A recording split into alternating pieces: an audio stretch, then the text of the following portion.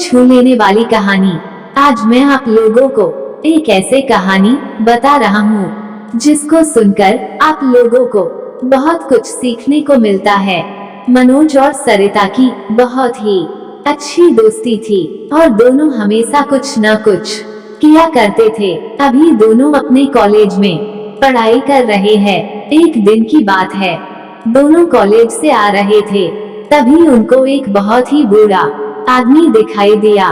दोनों ने सोचा चलो उनके पास जाकर कुछ पूछते हैं। फिर क्या था, वो दोनों उस बूढ़े आदमी के पास जाकर बैठ गए और बोला, बाबा आप कैसे हो? उस बूढ़े आदमी ने बोला, बेटा मैं तो सही हूँ, आप लोग कैसे हो? दोनों ने एक साथ बोला, हम भी सही है। थोड़ी देर बाद दोनों ने कुछ बोला नहीं, लेकिन अगले ही पल सरिता ने पूछा, बाबा सच्चा प्यार सबको नसीब नहीं होता, इस बात में कितना हकीकत है? सरिता की बात सुनकर वो बूढ़ा आदमी मुस्कुराया और बोला, आपको कभी प्यार हुआ है? सरिता ने बोला, नहीं, अभी तक तो नहीं हुआ है।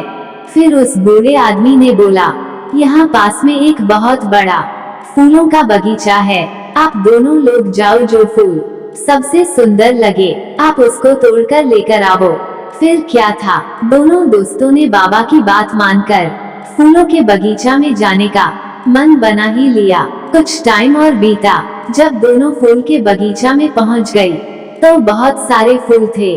दोनों ने करीब 1 घंटा तक फूल के बगीचा में सबसे सुंदर फूल ढूंढा, लेकिन कुछ भी नहीं समझ नहीं आया। लेकिन कुछ देर बाद सरिता और मनोज को एक फूल बहुत पसंद आया, लेकिन दोनों ने सोचा कुछ टाइम बाद इसको देखेंगे, थोड़ा और टाइम कुछ और फूल देख लूं, हो सकता है इससे भी ज्यादा सुंदर फूल मिल जाए। दोनों आगे बढ़ गए, लेकिन थोड़े ही टाइम बाद दोनों ने सोचा चलो उसी फूल को तोड़कर बाबा के पास चलते हैं। लेकिन जब दोनों वापस आए तो देखा कि वह फूल कोई और तोड़ लिया था।